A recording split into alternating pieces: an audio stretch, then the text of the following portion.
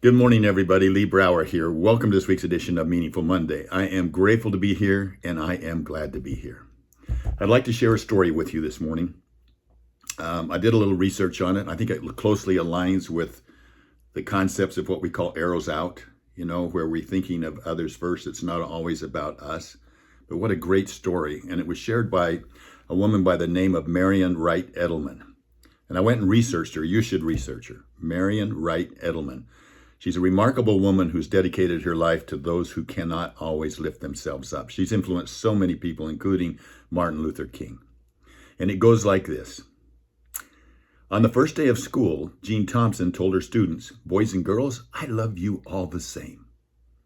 The teachers lie. Little Teddy Stollard was a boy Jean Thompson did not like.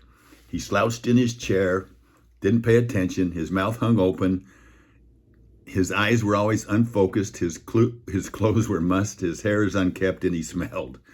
He was an unattractive boy, and Jean Thompson didn't like him. Teachers have records, and Jean Thompson had Teddy's. First grade, Teddy's a good boy. He shows promise in his work and attitude, but he has a poor home situation. Second grade, Teddy is a good boy. He does what he's told, but he is too serious. His mother is terminally ill. Third grade, Teddy is falling behind in his work. He needs help. His mother died this year. His father shows no interest.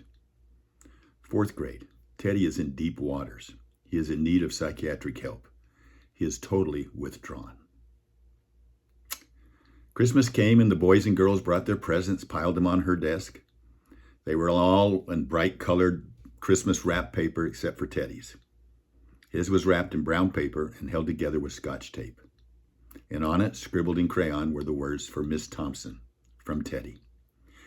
She tore open the brown paper and out fell a rhinestone bracelet with most of the stones missing, and a bottle of cheap perfume that was almost empty. When the other boys and girls began to giggle, she had enough sense to put some of the perfume on her wrist and then put on the bracelet to hold her wrist up to the children and say, "Doesn't it smell lovely?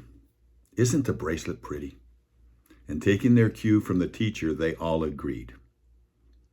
So at the end of the day, when all the children had left, Teddy lingered, came over to her desk and said, "Miss Thompson, all day long you smell just like my mother." And her bracelet, that's her bracelet. It looks really nice on you too. I'm really glad you like my presents. And when he left, she got down on her knees and buried her head in her chair, and she begged God to forgive her. The next day, when the children came, she was a different teacher. She was a teacher with a heart, and she cared for all the children, but especially those who needed help, especially Teddy. She tutored him and put herself out for him. By the end of the year, Teddy had caught up with a lot of the children and was even ahead of some. Several years later, Jean Thompson got this note. "Dear Miss Thompson, I'm graduating and I'm second in my high school class. I wanted you to be the first to know. Love, Teddy." It doesn't stop there. 4 years later, she got another note. "Dear Miss Thompson, I wanted you to be the first to know. The university has not been easy, but I like it. Love, Teddy Stollard." Not the end of it. 4 years later, there was another note. "Dear Miss Thompson, as of today, I am Theodore J. Stollard, MD. How about that? I wanted you to be the first to know. I'm going to be married in July. I want you to come and sit where my mother would have sat, because you're the only family I have. Dad died last year, and she went and she sat where his mother should have sat, because she deserved to be there." I think this experience serves as a reminder of the life-altering impact that a single act of kindness and a change of heart can bring about.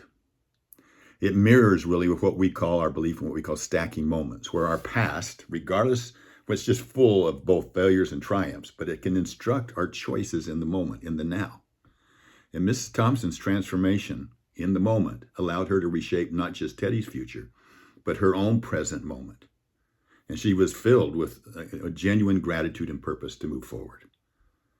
So how about this week? Let's all take this story to heart as we navigate through this week? Can we embrace each moment as a teacher? Can we allow our vision for a better future to inspire our actions today? And as we say in the river, let's go big.